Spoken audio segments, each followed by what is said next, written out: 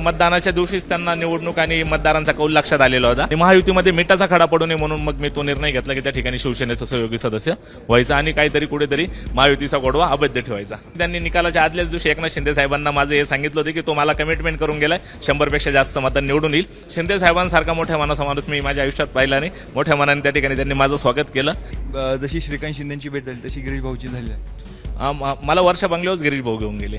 नाशिक विधान परिषद निवडणूक ज्यांनी गाजवली, ज्यांच्यामुळे निवडणुकीमध्ये रंगत आली आणि जे या मतदारसंघाचे आमदार झालेत ते आमदार गोकुळ गीते आपल्यासोबत आहेत। अजूनही स्वागत समारंभ चालूच आहेत, पण आता नेमकं पुढे काय करणार? नाही, सोमवारी निकाल लागल्यानंतर आपण बघितलं मला तातडीने त्या ठिकाणी शिंदे साहेबांच्या गाठीभेटीसाठी मुंबईला जावं लागलं। त्याच दिवशी रात्री मी सन्माननीय मुख्यमंत्र्यांची पण वर्षा बंगल्यावर जाऊन त्या ठिकाणी त्यांची पण भेट घेतली, त्यांचे आशीर्वाद पण घेतले आणि लागलीच मंगळवारी माझा त्या ठिकाणी आमदार म्हणून विधिमंडळात शपथविधी पण झाला आणि मग बुधवारी फक्त मी नाशिकला आलो, लोकांचे सत्कार स्वीकारले। काल पुन्हा मुंबईला मी हाऊसला हजेरी लावली, कारण काल माझा हाऊसचा पहिलाच दिवस होता। काल मी विधान परिषदेमध्ये 2-3 तास बसलो, त्या ठिकाणी तिथले बारकावे समजून घेतले। मग एका दिवसात त्या बारकाव्या किंवा तिथल्या गोष्टी काही समजता येणार नाही, त्यासाठी मला या अधिवेशन पूर्ण वेळ बसावं लागणार आहे। तिथल्या सगळ्या गोष्टी शिकून घ्याव्या लागतील आणि आता भविष्यात जे काही कामकाज माझ्या हाती येईल मी ते 100% पार पाडील। महायुतीच्या उमेदवाराचा पराभव ते शिवसेनेचा सहयोगी आमदार, काय हा प्रवासाबद्दल काय सांगा? काय झालं, महायुतीच्या जागा वाटपांच्या वेळेस ही जागा शिवसेनेला सुटली असं जेव्हा निदर्शन झालं त्याच वेळेस आम्ही एकनाथ शिंदे साहेबांची गाठभेट घेतली होती की तुमच्याच वतीने आम्हाला त्या ठिकाणी महायुतीचा उमेदवार म्हणून शिवसेनेचा एबी फॉर्म द्या, ही जागा आम्ही तुम्हाला प्राप्त करून देऊ। पण त्यावेळेस त्यांनी नरेंद्र दराडे साहेबांना पक्षप्रवेश करण्यास केला 1 वर्षापूर्वी, तेव्हा या उमेदवारीचा शब्द दिलेला होता आणि शिंदे साहेबांचा असं आहे, एकदा त्यांनी स्वतः जर कोणाला कमिटमेंट केली ती स्वतःची पण ऐकत नाही।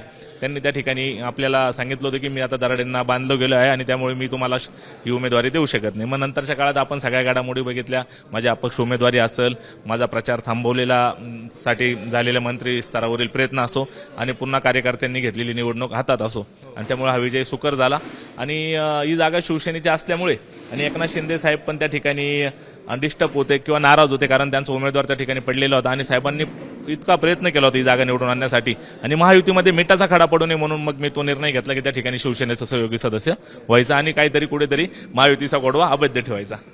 थेट पक्षात का प्रवेश केला नाही? नाही, आता तर मी विधिमंडळाचं अधिवेशन चालू आहे। भविष्यात जर त्यांना माझ्यात काही चांगले गुण दिसले, पक्षाच्या दृष्टीने त्यांचा मी उपयोग येत असेल तर त्या ठिकाणी ते मला नक्कीच शब्द टाकले आणि मी तो शब्द त्यांचा पूर्ण करण्याचा प्रयत्न करीन। पण शिंदे साहेबांची भेट झाली त्यावेळेस त्यांनी काही बोललेत का की तुला थांबण्यासाठी सांगितलं होतं तरी तू प्रचार चालू ठेवला, याबाबत? असं काही नाही, एकंदरीतच मतदानाच्या दिवशीच त्यांना निवडणूक आणि मतदारांचा कौल लक्षात आलेला होता आणि त्यामुळेच मधला 4 दिवसाच्या काळात त्यांना अनेक लोकांचे नाशिक करून फोन केले की साहेब आपली जागा निवडून येत नाही, समोरचा उमेदवार निवडून येतो आणि त्यांनी पण शिंदे साहेबांसारखा मोठ्या मनाचा माणूस मी माझ्या आयुष्यात पाहिला नाही। मोठ्या मनाने त्या ठिकाणी त्यांनी माझं स्वागत केलं, पाठीवर शाबासकीची थाप दिली।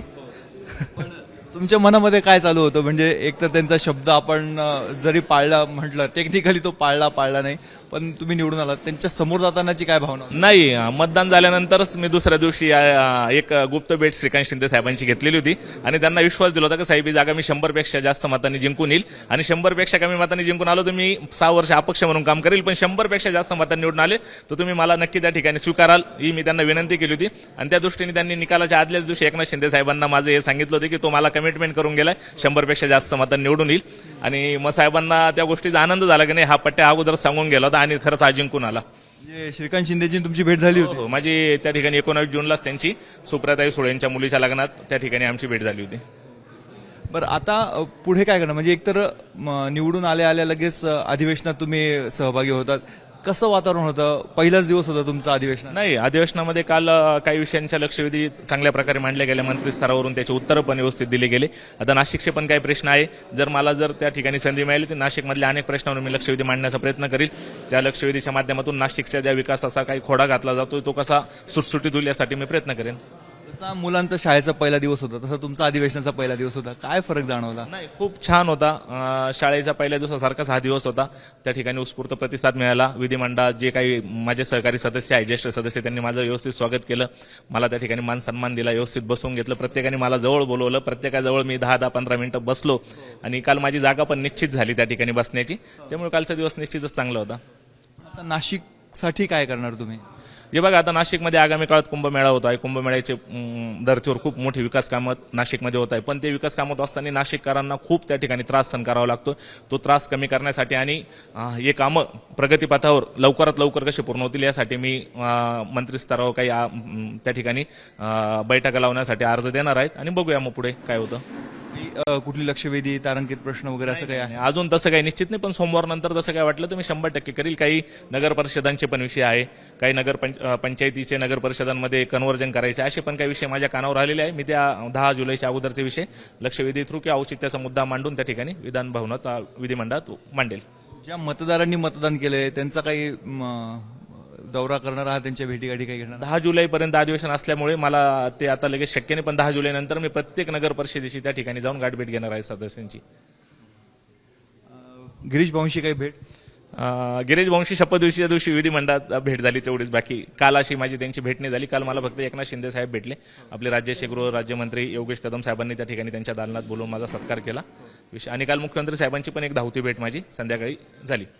नाही, जशी श्रीकांत शिंदेची भेट झाली तशी गिरीश भाऊची झाली आहे? मला वर्षा बंगल्यावर गिरीश भाऊ घेऊन गेले. हे आहेत आमदार गोकुळ गीते. त्यांचं म्हणणं आहे जसा शाळेचा पहिला दिवस त्यांच्या स्मरणात होता तसाच विधान परिषदेचा अधिवेशनामधला पहिला दिवसही त्यांच्या असाच लक्षात राहणार आहे. आणि सर्वात महत्त्वाचं म्हणजे ज्या दिवशी मतदान पार पडलेलं होतं त्याच्याच दुसऱ्या दिवशी त्यांची श्रीकांत शिंदे यांच्याशी भेट झालेली होती आणि काय निकाल लागणार हे देखील त्यांनी त्या बैठकीतच सांगितल्याचं त्यांनी आता स्पष्ट केलंय. कॅमेरामन मंगेश सोनवणेसह मुकुल कुलकर्णी, एबीपी माझा, नाशिक. एबीपी माझा, उघडा डोळे बघा नीट.